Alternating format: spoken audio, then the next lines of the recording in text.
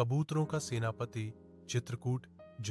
भारत की पवित्र भूमि चित्रकूट, जहां पहाड़, झरने और हरी वादियां अपनी सुंदरता से मन मोह लेती हैं। उसी घाटी में एक विशाल बरगद के पेड़ पर कबूतरों का बड़ा झुंड रहता था। इन कबूतरों का नेता था चित्रकूट सेनापति। वह न केवल बहादुर था, बल्कि अत्यंत बुद्धिमान भी।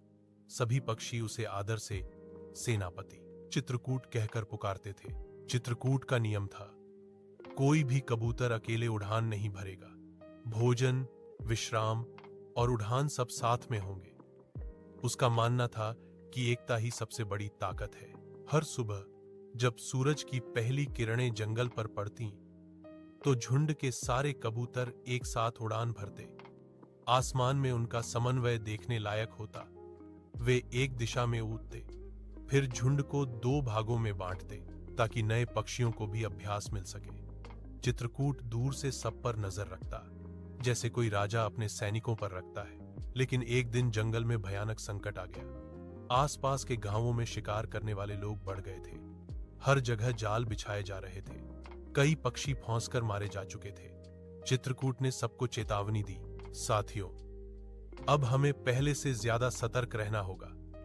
भूख हमें धोखा दे सकती है, लेकिन समझदारी हमें बचा सकती है। अगले दिन सुबह सारे कबूतर भोजन की तलाश में निकले।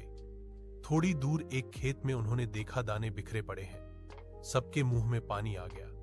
कुछ युवा कबूतर बोले, सेनापति, लगता है आज हमारी किस्मत चमक गई है। चित्रकूट ने उन्हें रोका, रुको, यह दाने स्वाभाविक नहीं लगते।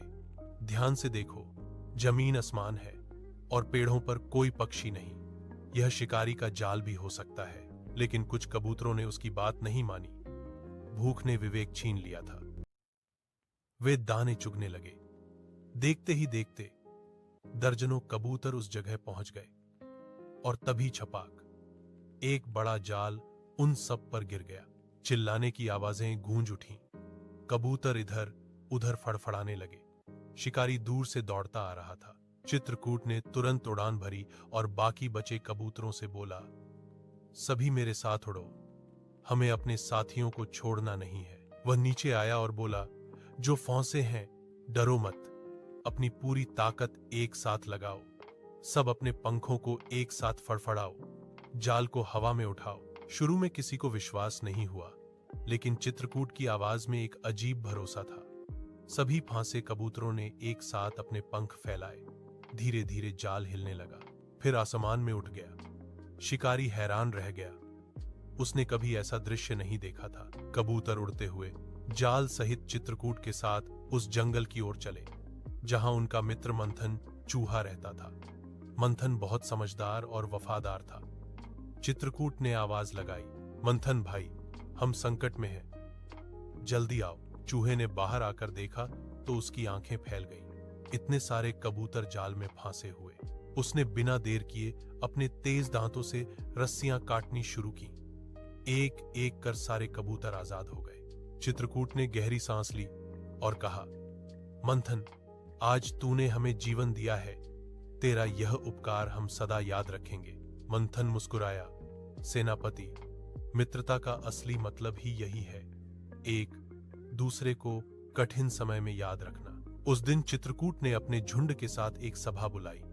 उसने सबको समझाया, भूख में भी विवेक मत खोना। अगर हम एकजुट रहें तो कोई शिकारी हमारा कुछ नहीं बिगाड़ सकता।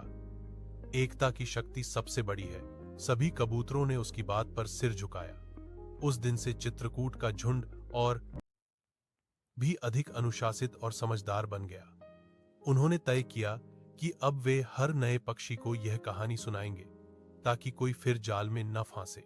समय बीतता गया। जंगल में अब शिकारी कम दिखाई देने लगे, क्योंकि कबूतरों ने एकजुट होकर उनकी चालें नाकाम कर दी। धीरे धीरे पूरा जंगल उनकी एकता से प्रेरित होने लगा। यहां तक कि तोते, मैना और कौए भी उनके समूह से जुड़ गए। एक दिन जंगल में एक भयंकर तूफान आया। पेड़ गिरने लगे, घोंसले टूट गए। छोटे पक्षी डर के मारे उड़ नहीं पा रहे थे। तब सेनापति चित्रकूट ने अपने झुंड को पुकारा, साथियों, अब हमारी असली परीक्षा है। जो उड़ नहीं सकते, उन्हें अपने पंखों पर उठाओ। सारे कबूतर छोटे पक्षियों को अपने पंखों में लेकर ऊंचा उड़ गए। तूफान बीत गया और जब सब नीचे उतरे तो जंगल फिर से जीवित था। सबने चित्रकूट को प्रणाम किया और कहा, आप सिर्फ सेनापति नहीं बल्कि हमारे रक्षक हैं। चित्रकूट ने विनम्रता से कहा, मैं तो बस एक कबूतर हूं, असली शक्ति हमारी एकता में है। कहते हैं उस दिन के बाद से चित्रकूट का नाम जंगल में पंखों का राजा पड़ गया। उसकी बुद्धिमत्ता और करुणा की कहानियां हर पक्षी सुनाता था। जब वह बूढ़ा हुआ तो उसने कहा, अब मैं नहीं रहूंगा, पर हमारी शिक्षा हमेशा रहेगी। जब तक सूरज उगेगा, जब तक आसमान में पंख फड़फड़ाएंगे, तब तक कोई शिकारी हमारी आजादी नहीं छीन सकेगा।